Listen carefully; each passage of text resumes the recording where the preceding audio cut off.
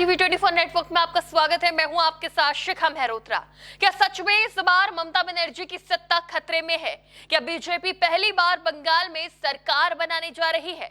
जी हां, बंगाल में जिस तरीके से बीजेपी ने चुनाव प्रचार में पूरी ताकत झोंक दी है, उससे यही लगता है कि इस बार बंगाल की सत्ता में परिवर्तन होने वाला है। इसी कड़ी में पीएम नरेंद्र मोदी की 3 बड़ी रैलियों ने यह संदेश दिया है कि इस बार बंगाल में बीजेपी की सरकार बननी तय है।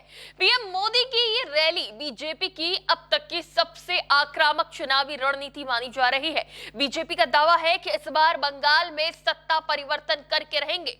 इसके लिए पूरा जोर लगाया जा रहा है। इसी वजह से पीएम मोदी भी बंगाल चुनाव के लिए चुनावी मैदान में उतरे नजर आ रहे हैं। बता दें कि 5 राज्यों में होने वाले 2026 विधानसभा चुनावों से पहले बीजेपी हर एक राज्य में अपनी पूरी ताकत झोंक रही है। वहीं बंगाल में बीजेपी ने भले ही अभी तक मुख्यमंत्री का चेहरा घोषित नहीं किया है, लेकिन चुनाव को सीधे प्रधानमंत्री नरेंद्र मोदी के नाम और विकास के एजेंडे पर लड़ने की रणनीति बताई जा रही है। इसी क्रम में प्रधानमंत्री नरेंद्र मोदी ने बंगाल में 3 बड़ी चुनावी रैलियों को संबोधित किया।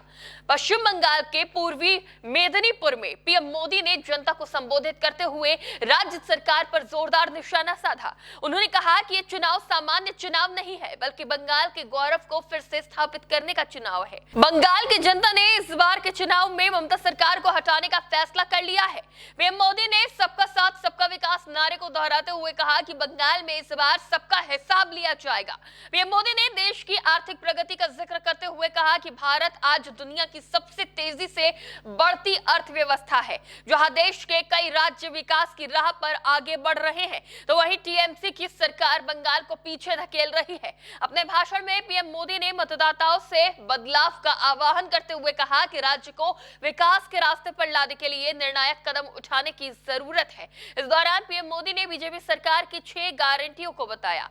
पहली गारंटी थी कि भय की जगह भरोसा कायम करेंगे। दूसरी गारंटी, भ्रष्टाचार करने वालों को जेल भेजेंगे। तीसरी गारंटी, भ्रष्टाचार और अपराध की फाइलें खुलेंगी।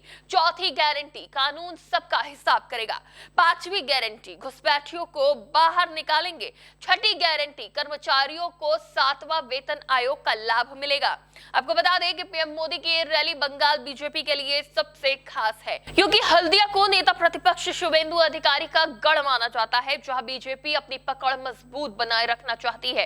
वहीं औद्योगिक क्षेत्र आसनसोल में पार्टी दोबारा अपनी स्थिति मजबूत करने की कोशिश में है। बीरभूम जिले के सूरी में आयोजित रैली भी खास है, क्योंकि ये इलाका टीएमसी का मजबूत गढ़ माना जाता है। यहाँ बीजेपी संगठनात्मक नेटवर्क और सत्ता विरोधी माहौल के सहारे अपनी पकड़ बढ़ाने की रणनीति पर काम कर रही है। बीजेपी का दावा है कि इस बार बंगाल में मोदी मॉडल चलेगा और जनता बदलाव के मूड में है। वहीं तृणमूल कांग्रेस यानी टीएमसी की नेता और मुख्यमंत्री ममता बनर्जी भी पूरी तरह एक्टिव है। ममता बनर्जी का फोकस अपने पुराने काम और योजनाओं के दम पर फिर से जनता का भरोसा जीतना है।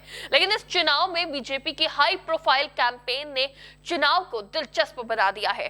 प्रधानमंत्री नरेंद्र मोदी, अमित शाह, राजनाथ सिंह, योगी आदित्यनाथ जैसे बड़े चेहरे लगातार रैलियां कर रहे हैं।